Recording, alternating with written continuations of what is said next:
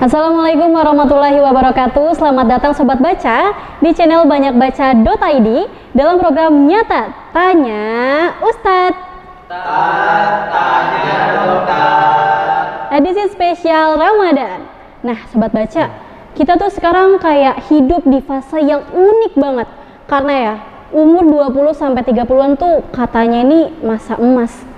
Bener gak ya? Tapi jujur aja ya, kadang tuh rasanya lebih banyak kayak cemasnya gitu, bukan emasnya. Karena di umur segini ya, ekspektasi tuh mulai banyak banget nih Sobat Baca. Mulai dari orang tua mulai nanya masa depan, terus juga nih ya, temen-temen mulai upload pencapaian di mana-mana. Timeline hidup orang lain juga kelihatan jelas. Sementara timeline kita sendiri nih, kayak masih buffering kalau kata anak zaman sekarang mah. Nah, fase ini tuh sering disebut dengan istilah quarter life crisis. Apaan tuh? Nah, secara sederhana, quarter life crisis itu adalah fase di mana seseorang mulai mempertanyakan nih, aku ini sebenarnya mau jadi apa sih? Kenapa teman-teman udah sejauh itu? Kenapa aku kayak ngerasa tertinggal gitu? Terus juga kenapa makin dewasa malah makin cemas? Dan hari ini kita ingin melihat fase ini bukan cuma dari sisi psikologi atau motivasi, tapi dari sudut pandang Islam. Nah, benar gak sih quarter life crisis ini tanda iman udah melemah? Atau justru cara Allah mendewasakan hambanya? Oke Sobat Baca, untuk itu kita akan belajar langsung dari narasumber hebat kita yang insya Allah bisa membimbing kita melihat persoalan ini dengan lebih tenang dan juga lebih jernih. Mari kita sambut dengan hangat Ustadz Dani. Assalamualaikum Mbak Rara. Waalaikumsalam Ustadz. Ustadz, seperti yang kita tahu ya, istilah-istilah zaman sekarang tuh udah banyak banget. Contohnya nih salah satunya quarter life crisis. Nah contohnya tuh kayak banyak nih remaja zaman sekarang yang nggak tahu nih jati dirinya mau ngapain, terus masa depannya gimana gitu, cemas gitu dalam dirinya tuh masa depannya mau kayak gimana. Nah menurut Ustadz, pandangan Islam gitu ada gak sih yang membahas perihal hal ini gitu Ustadz? Oke, baik Mbak Rara, memang belakangan ini muncul istilah-istilah baru di dalam kehidupan kita. Salah satunya adalah quarter life crisis, ya, di mana fase seseorang ketika memasuki masa muda, dia dihimpit oleh sebuah kegundahan, kegelisahan, apa makna hidup dia di dunia, dia itu mau apa ke depannya dan lain sebagainya, begitu ya Mbak Rara? Iya. Memang di dalam Islam tidak secara eksplisit menyebutkan, tapi ada nilai-nilai yang bisa kita ambil dari ajaran Islam itu sendiri. Sesungguhnya masa muda itu adalah masa yang sangat krusial bagi seseorang Mbak Rara. Kenapa demikian? Karena di masa muda itu adalah masa di mana seseorang itu menemukan jati dirinya. Betul. Begitu ya Mbak Rara? Iya. Menemukan jati dirinya. Dan saking mulianya anak muda, bahkan Rasulullah SAW itu pernah bersabda, sab'atun yudhilluhumullahu yaumal qiyamah fi dhillihi law yauma la dhilla illa dhilluh. Jadi ada 7 golongan Barara yang nanti di hari kiamat kelak akan mendapatkan naungan dari Allah Subhanahu wa taala. Apa aja tuh Pak Ustadz? Ya, salah satunya adalah syabun nasya'a fi khasyatillah, yaitu adalah anak muda yang tumbuh dengan rasa takut kepada Allah Subhanahu wa taala. Artinya dia taat beribadah kepada Allah Subhanahu wa taala. Nah, nanti kita akan bahas lebih banyak lagi Mbak Rara. Oke, berarti quarter life crisis ini secara implisit sudah ada ya di dalam Islam gitu ya. Betul.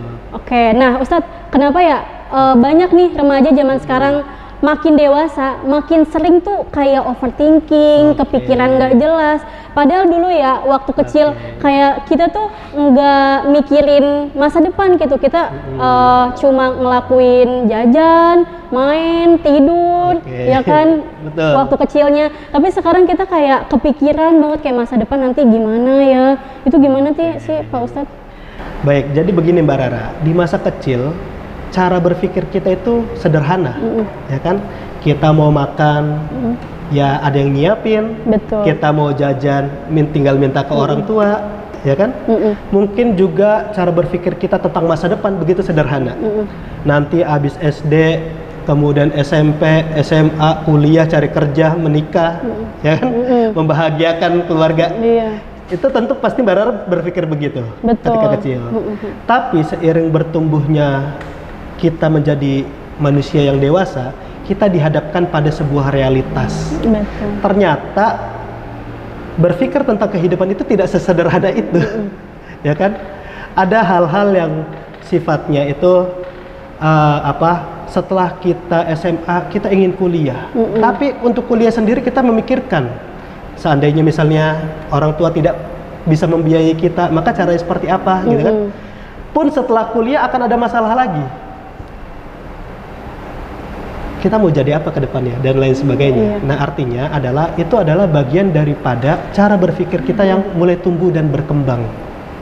Nah, berkaitan dengan iman, tentu yang awalnya tadi iman itu yang secara polos, itu iman kita menjadi sebuah kesadaran.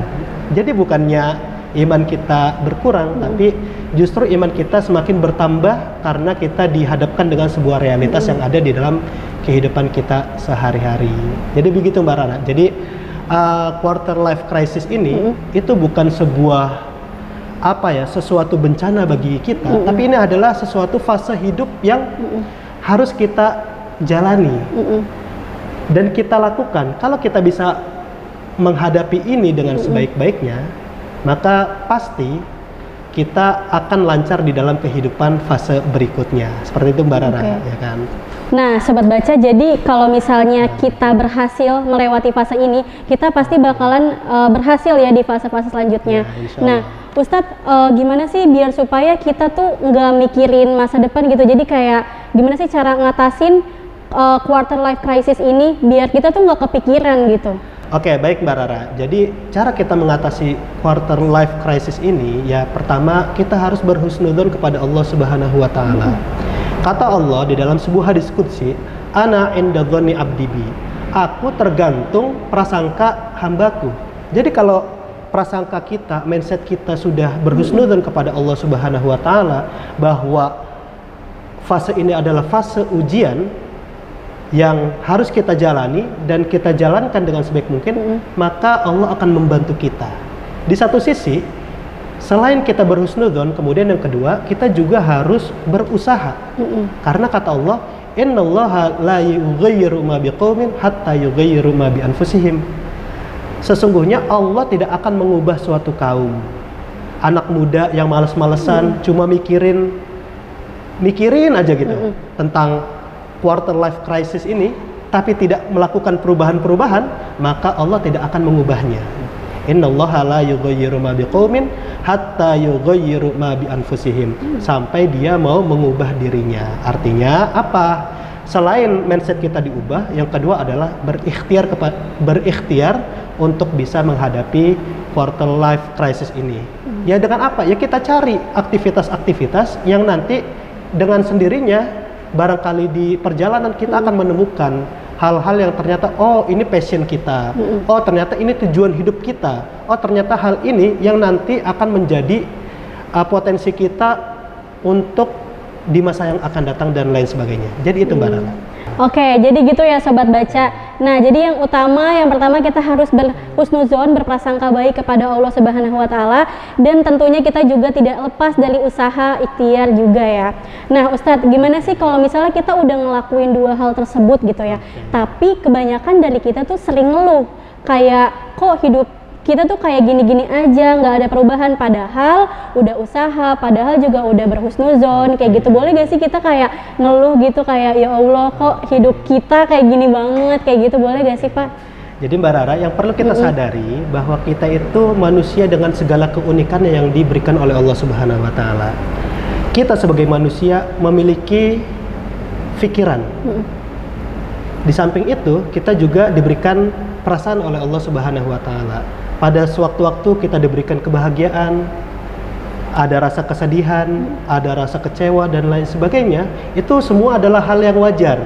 Kita mengeluh kepada Allah Subhanahu wa Ta'ala itu adalah sesuatu yang wajar.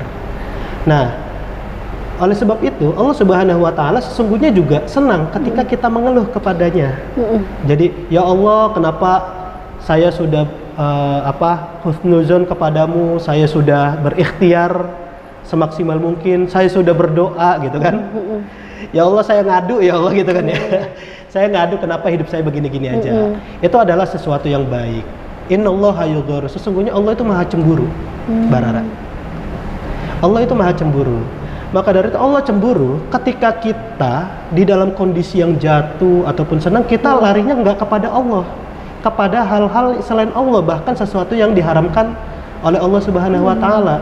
Maka dari itu ketika kita mengadu kembali kepada Allah, ya Allah saya sudah melakukan hal-hal baik itu tentu Allah Subhanahu wa taala sangat senang. Ya, jadi baperlah, ungkaplah perasaanmu sebaper-bapernya di hadapan Allah Subhanahu wa taala, karena Allah sesungguhnya senang kepada hambanya yang dalam kondisi lemah dan dia datang kepada Allah Subhanahu wa taala. Dan itu hal yang wajar dan disenangi oleh Allah Subhanahu wa taala. Oh, berarti nggak apa-apa banget ya Ustadz. Jadi kayak wajar banget kita ngeluh sama Allah, tapi juga jangan lupa diiringi dengan usaha juga gitu ya. Tapi ya Ustadz, gimana sih kalau misalnya kita udah usaha nih semaksimal mungkin, tapi lagi-lagi ya algoritma media sosial zaman sekarang gitu ya, itu banyak banget influencer yang suka flexing, terus juga teman-teman kita ngasih pencapaiannya di media sosial tuh ngebuat kita iri gitu, kayak kok gue di sini-sini aja tapi orang-orang lain tuh udah maju sedangkan gue belum. Nah itu kan iri gitu ya sama orang lain. Nah itu boleh gak sih Ustadz kayak gitu? Terkait kita sudah upaya, kita sudah berikhtiar ya kan, kemudian kita berdoa kepada Allah, mengadu ya kan, dan jangan lupa kita bertawakal kepada Allah. Artinya apa? Tawakal itu bukan dalam artian kita kecewa, kita pasrahkan kepada Allah karena kecewa, enggak. Justru bertawakal itu adalah kita menyerahkan hal yang terbaik bagi kita meskipun kita sudah ikhtiar kepada Allah Subhanahu wa taala. Jadi barangkali Mbak Rara, apa yang sudah kita ikhtiarkan ternyata Allah belum memberikan. Sering nggak Mbak Rara seperti itu ya? Sering. Jadi Allah belum memberikan hal tersebut. Yang perlu kita pahami adalah bisa jadi asa antakrahu syai'an fahuwa khairul lakum wa asa an tuhibbu syai'an fahuwa syarrul lakum. Bisa jadi sesuatu yang engkau benci itu baik bagimu. Dan bisa jadi sesuatu yang kamu senangi justru itu akan mencelakakanmu Mbak Rara. Jadi yaitu tadi, tawakal itu adalah menyerahkan urusan ikhtiar kita kepada Allah Subhanahu wa taala, bukan dalam artian kita menyerah dengan ikhtiar-ikhtiar kita. Nah, kemudian yang kedua, kehidupan ini bukan suatu kompetisi Mbak Rara yang harus kita pahami. Ketika orang lain mendapatkan harta yang banyak sementara kita masih dalam kondisi yang begini-gini aja, kita yakin bahwasanya ketika seorang anak lahir di dunia ada 3 hal yang sudah dijanjikan oleh Allah Subhanahu wa taala. Apa aja tuh? Yang pertama tentang rezekinya, yang kedua tentang jodohnya, yang ketiga kematiannya. Udah tertera di Lauhul Mahfuz gitu. Betul. Ya Ustaz. Jadi Allah sudah mencatatkan kita akan mendapatkan rezeki ini dan itu. Tapi bagaimana kita bisa mencapai itu? Ya tentunya dengan ikhtiar tadi. Maka kita jangan berpikir bahwa kehidupan ini adalah kompetisi untuk mencari sebanyak-banyaknya harta. Kalaupun kita berpikir ini adalah sebuah kompetisi, Allah Subhanahu wa taala berfirman, "Inna akramakum indallahi atqakum." Sesungguhnya orang yang paling mulia di hadapan Allah Subhanahu wa taala adalah orang yang paling bertakwa di antara kalian. Jadi ukurannya bukan harta Mbak Rara, ukurannya adalah seberapa besar ketakwaan kita kepada Allah Subhanahu wa taala. Begitu Mbak Rara. Oke, berarti semuanya tuh udah Allah atur ya, termasuk ketiga itu yang di Lauhul Mahfuz. Nah, salah satunya adalah rezeki gitu ya. Nah, gimana sih kalau misalnya rezeki kita tuh segitu-segitu aja, dan banyak nih orang zaman sekarang nih, sobat baca pasti kalau misalnya awal bulan itu suka cek M-Banking gitu ya, buka tutup M-Banking. Nah itu tuh peristiwa kita tuh deg-degan karena kurang iman atau kurang saldo, Pak Ustadz? Barangkali itu kurang saldo. Ya. Jadi baik, berkenaan dengan fenomena-fenomena itu adalah hal yang biasa, karena pertama di zaman modern ini ya kita bekerja Mungkin istilah zaman sekarang budak korporat ya gitu. Iya, benar. Tapi sesungguhnya itu adalah bagian dari dalam rangka kita mencari rezeki Allah Subhanahu wa taala, ya kan? Nah, ketika di akhir bulan kita melihat ini saldo udah masuk atau belum, kalau belum masuk nanti besok makan apa dan lain sebagainya, ya kan? Ya tentu itu adalah bagian daripada kecemasan kita, adalah sesuatu hal yang wajar. Tapi tentu Mbak Rara, yang perlu kita sadari tadi pertama bahwa rezeki itu telah dicatat oleh Allah Subhanahu wa taala.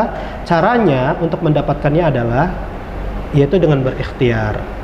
Sebagaimana firman Allah, "Idza qudiyatis sholati fantashiru fil ardi wabtaghu min fadlillah." Jadi carilah rizki atau carilah keutamaan-keutamaan yang ada di bumi ini. Artinya bumi ini luas, Mbak Rara. Artinya kalau memang kita merasa di satu lubang ini rezeki kita kurang, ya sesungguhnya kita masih ada ikhtiar pilihan lain, ya kan? Barangkali kita bisa membuka sedikit usaha dan lain sebagainya untuk memberikan tambahan itu tadi. Jadi Mbak Rara, kewajiban kita itu bukan pada hasil, kewajiban kita itu adalah ikhtiar. Adapun hasil semuanya tentu adalah dari Allah Subhanahu wa taala. Gitu Mbak Rara. Oke, menurut Ustadz tuh lebih baik kita ngerasa cukup sama rezeki kita yang Allah kasih sekarang, atau kita nyari-nyari lagi tuh biar rezekinya nambah-nambah lagi. Jadi kayak nggak ngerasa cukup gitu. Menurut Ustadz gimana? Pertama tentu soal cukup dan tidak cukup itu sangat subjektif. Tapi kalau kita bersyukur apapun rezeki yang Allah berikan, tentu kita akan merasa cukup, ya kan?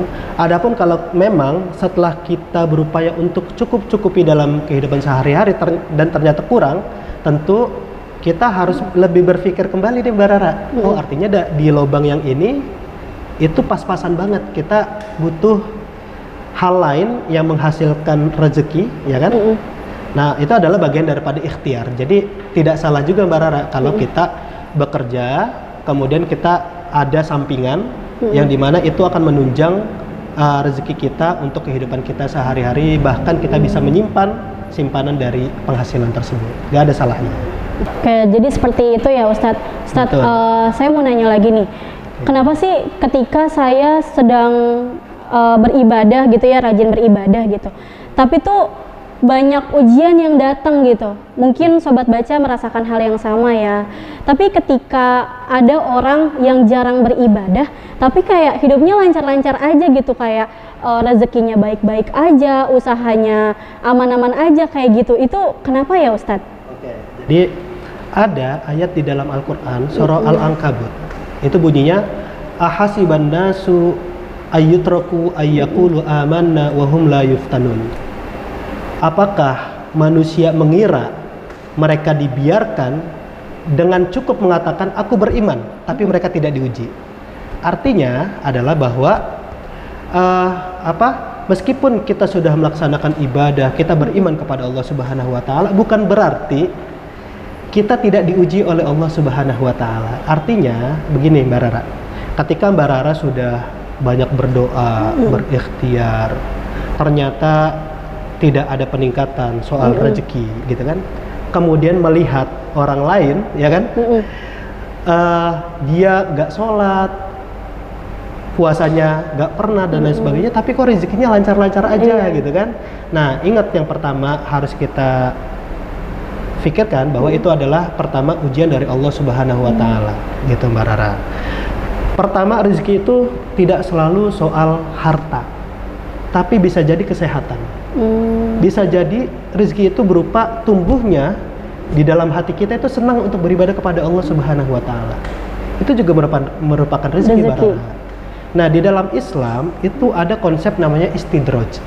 Apa tuh Ustaz? Nah, istidraj itu adalah suatu rezeki yang Allah berikan kepada seseorang yang justru dia bermaksiat kepada Allah Subhanahu wa taala. Nah, tapi efeknya apa? Justru rezeki yang Allah berikan itu semakin menjauhkan dia dari Allah Subhanahu wa taala, Mbak Rara. Jadi sesungguhnya rezeki yang melimpah berupa harta dia dapat, tapi ketenangan di dalam hatinya, kesungguhan, kesenangan beribadah kepada Allah Subhanahu wa taala dia makin jauh.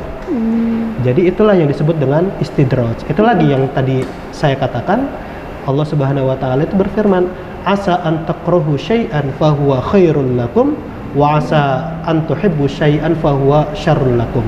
Bisa jadi sesuatu yang kita benci nih, kita dapat rezeki yang sedikit. Tapi justru ternyata itu mendekatkan kita kepada Allah Subhanahu wa taala. Coba kalau nggak kita dalam keadaan susah, barangkali kita nggak akan dekat kepada Allah Subhanahu wa taala. Barangkali kita nggak berdoa kepada Allah Subhanahu wa taala, ya kan? Bisa jadi juga sesuatu yang kita senangi justru itu buruk bagi kita. Ya kan? Jadi kita senang kita dapat kekayaan, tapi justru kekayaan itu membawa kita semakin jauh kepada Allah Subhanahu wa taala. Begitu Mbak Rara. Jadi Allah tuh tahu yang terbaik untuk hambanya gitu. Betul. Ya Ustadz. Nah Ustadz, kalau misalnya nih doa kita tuh nggak dikabul-kabulin, padahal kita udah doa semaksimal mungkin. Setelah sholat kita doa, sholat juga nggak bolong-bolong, tapi nggak dikabul-kabulin gitu doanya. Dan boleh gak sih kita kayak ngeluh gitu, kayak ya Allah kapan sih dikabulin? Itu boleh gak sih Ustadz? Ya tentu sangat boleh Mbak Rara. Tentu itu adalah bagian dari sifat manusiawi kita. Kita memiliki rasa kecewa, kita memiliki rasa harapan, kita juga memiliki rasa mengeluh. Tentu itu adalah hal yang sifatnya manusiawi, dan adalah hal yang benar ketika kita dalam kondisi yang lemah itu kita datang kepada Allah Subhanahu wa taala, kita mengadu kepada Allah Subhanahu wa taala. Itu nggak masalah. Adapun ya tadi, apa yang sudah kita ikhtiarkan, termasuk kita berdoa, ya kita serahkan semuanya kepada Allah Subhanahu wa taala, Mbak Rara.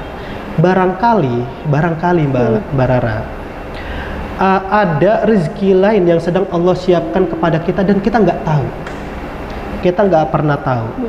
Barangkali kita pernah melihat kejadian misalnya seseorang yang di masa mudanya misalnya dia mendapatkan harta yang banyak tapi kemudian bangkrut di kemudian hari. Sementara ada orang yang kehidupannya berjalan dengan soft saja gitu kan, landai, kemudian Allah angkat derajatnya karena dia diuji dan dia mampu menghadapi ujian itu, kemudian Allah tinggikan derajatnya. Dan kita nggak tahu kehidupan ke depannya, seperti itu Mbak Rara. Oke, kalau misalnya kita bahas tentang standar sukses ya Ustadz, menurut Islam gitu ya, standar sukses tuh seperti apa sih? Dan soalnya nih, timeline di media sosial, algoritma di media sosial itu kayaknya bikin kita tuh ngerasa kayak gagal terus gitu. Gimana tuh Ustadz? Baik Mbak Rara, jadi begini, pertama yang harus kita lakukan adalah jangan membandingkan kehidupan kita dengan orang lain yang barang tentu kita tidak melalui start yang sama dengan orang lain, Mbak Rara. Barangkali start kita jauh di belakang sementara dia di depan, dan dia mendapatkan privilege dari orang tuanya sehingga dia mendapatkan kesuksesan di masa mudanya. Maka dari itu apa yang harus kita lakukan? Ya kita mengejar ketertinggalan itu dengan ikhtiar-ikhtiar yang bisa kita lakukan. Seperti itu Mbak Rara. Nah kemudian yang kedua, jangan kita berpikir bahwa standar kesuksesan itu harus dinilai dengan materi. Kalau kita kembali kepada Al-Quran, standar kesuksesan di dalam Islam adalah ketika kita bertakwa kepada Allah Subhanahu wa taala. Inna akramakum indallahi atqakum, gitu kan. Jadi orang yang paling mulia di sisi Allah adalah orang yang paling bertakwa kepada Allah Subhanahu wa taala. Itu sesungguhnya adalah standar kesuksesan, standar kebahagiaan. Nih saya ingin cerita nih Mbak Rara, terkait materi dan standar kebahagiaan spiritual. Ketika Rasulullah Shallallahu Alaihi Wasallam telah membebaskan kota Mekkah, kemudian banyak orang bangsa Arab itu berbondong-bondong masuk ke dalam agama Islam, sehingga Islam ini menjadi kekuatan yang sangat besar. Kemudian terjadi sebuah peristiwa namanya Perang Hunain. Kemudian di Perang Hunain itu Rasulullah dan umat muslim mendapatkan harta rampasan yang sangat banyak. Kemudian Rasulullah Shallallahu Alaihi Wasallam membagikan harta rampasan perang itu kepada kabilah-kabilah yang baru masuk Islam, seperti Abu Sufyan dan lain sebagainya. Mereka mendapatkan 100 onta, 100 keledai dan lain sebagainya, ditambah harta, dan semuanya dibagi, tapi kaum Muhajirin dan Ansor tidak kebagian. Kemudian kaum Ansor itu mengadu, ya Rasulullah, kami merasa engkau nggak adil. Kemudian kata Rasulullah, kalau begitu kumpulkan kaum Ansor. Dikumpulkanlah kaum Ansor. Kata Rasulullah, siapa yang menolongku ketika aku diusir dari kaumku? Bukankah kalian kaum Ansor? Iya, ya Rasulullah. Kemudian pertanyaan yang kedua, siapa yang mendamaikan kalian ketika terjadi perang saudara antara kaum Aus dan Khazraj? Engkau ya Rasulullah. Wahai kaum Ansor, ketahuilah bahwa biarlah material itu aku berikan kepada mereka, sementara aku akan tetap tinggal di Madinah. Maka dari itu Rasulullah memberikan nilai spiritual ke dalam hati Ansor, pada kaum Ansor. Maka dari itu mereka memilih, kalau begitu karena kita cinta kepada Allah, kita cinta kepada Rasulullah, kami lebih memilih Rasulullah tinggal di Madinah daripada kami mendapatkan materi itu tadi. Gitu Mbak Rara. Jadi standar kesuksesan adalah kebahagiaan di hati itu. Yang di hati itu ya disebabkan karena ketakwaan kita kepada Allah Subhanahu wa Ta'ala. Betul, oke, baik Ustadz. Jadi jangan membandingkan diri kita dengan orang lain ya. Kalau misalnya orang lain lebih tinggi gitu misalnya pencapaiannya, nah jadikan itu sebagai motivasi gitu banyak sobat baca. Dan juga jangan diiriin, jangan jadi dengki gitu ya. Jadikan itu sebagai motivasi. Oh berarti dia kayak gitu, berarti aku harus kayak gitu. Jadi jadikan motivasi gitu ya Ustadz. Betul Mbak. Oke Ustadz. Nah, kalau kita nih takut nikah karena belum siap mental dan juga belum siap finansial gitu ya, itu tuh termasuk kurang yakin karena janji Allah, ataukah justru bentuk tanggung jawab kita sebagai manusia gitu Ustadz, gimana? Oke, yang pertama yang harus kita yakini bahwa perihal jodoh itu tentu sudah dituliskan oleh Allah Subhanahu wa Ta'ala, ya kan Mbak Rara? Adapun kapan ketemu jodohnya itu merupakan rahasia dari Allah Subhanahu wa Ta'ala. Nah, perihal dengan kita menunda untuk menikah karena kita tidak siap soal ekonomi, kita tidak siap soal mental, itu adalah sebagai bentuk tanggung jawab kalau saya melihatnya. Kenapa? Karena begini kata Rasulullah, Ya ma'syarus syabab, man istata'a minkumul ba'ata falyatazawwaj, faman lam yastati' fa'alaihi bisyam. Jadi gini. Jadi wahai para pemuda kata Rasulullah, barang siapa yang sudah mampu ba'ah, maka hendaklah dia menikah. Tapi kalau belum mampu, maka hendaklah dia berpuasa. Gitu Mbak Rana. Jadi yang perlu digarisbawahi ini soal kemampuan, ya kan? Kemampuan soal apa? Ya soal mental kita. Kalau kita secara mental nggak siap, kemudian kita menikah, maka yang ada tidak sakinah, justru akan membawa malapetaka di dalam kehidupan rumah tangga kita. Ataupun kita tidak siap secara ekonomi dan lain sebagainya, itu adalah bagian daripada ba'ah.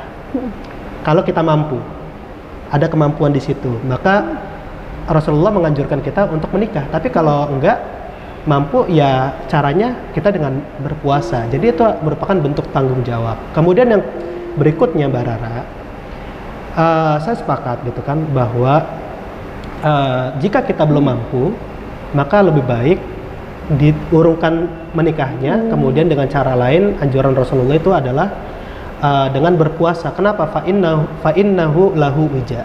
Karena di dalam puasa itu ada obat, ada semacam sesuatu yang dapat menahan syahwat kita. Dan Barara ini juga berkenan dengan firman Allah Subhanahu wa Ta'ala, "Falyakhshal ladzina law taraku min khalfihim dzurriyyatan dhi'afa khafu 'alaihim falyattaqullah wal yaqulu qawlan sadida."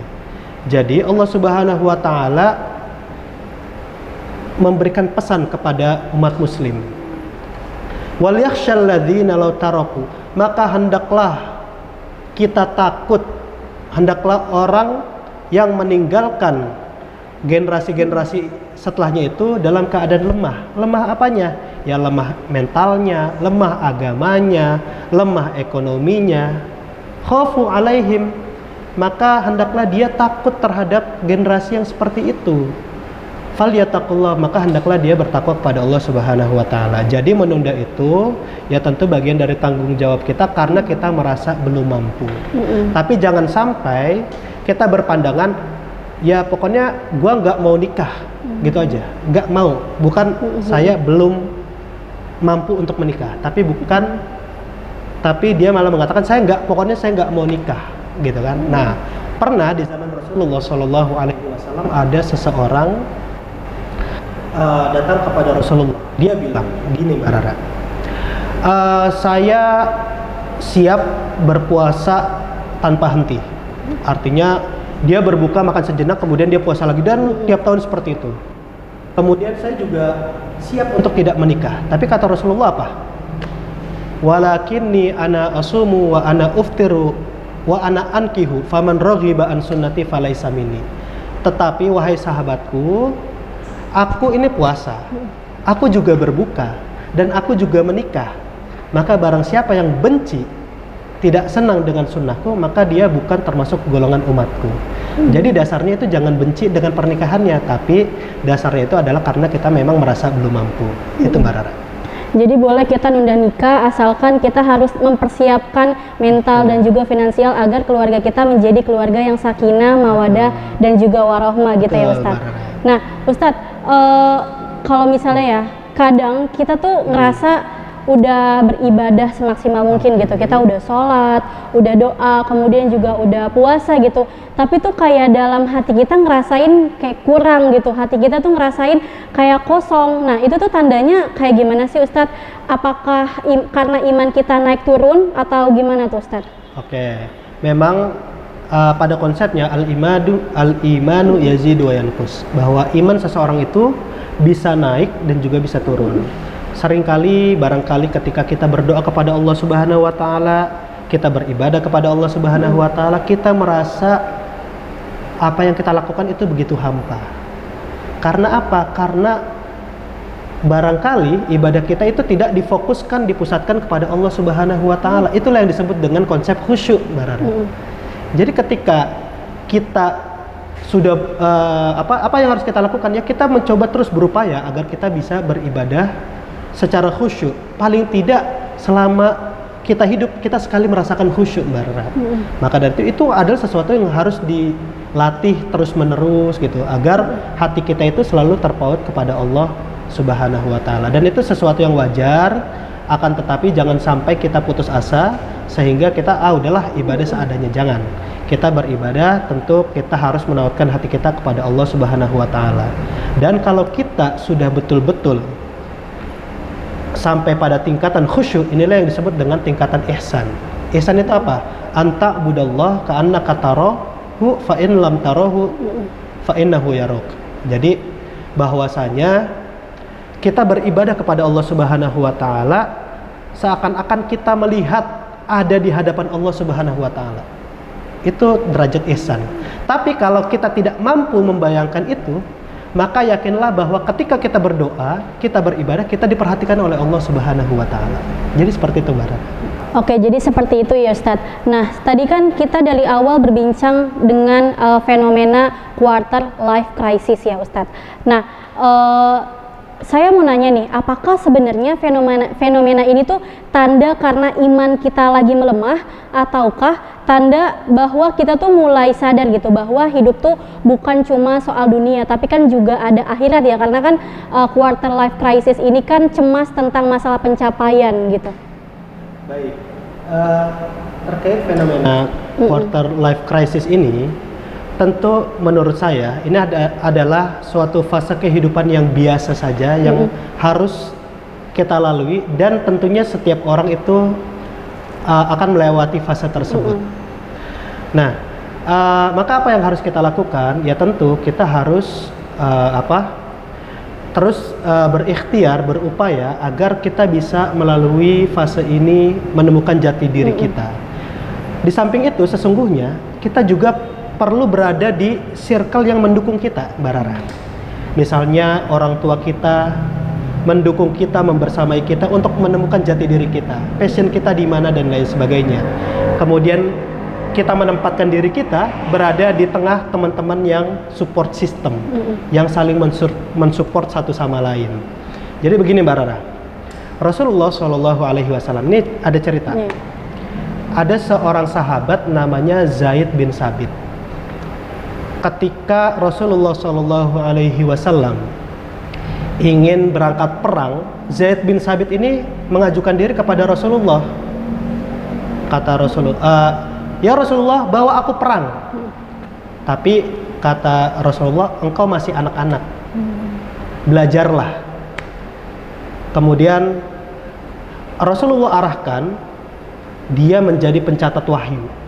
Kemudian Rasulullah juga arahkan dia belajar bahasa-bahasa asing. Artinya apa? Rasulullah mengenali karakter seseorang. Rasulullah menjadi support system bagi sahabat mudanya.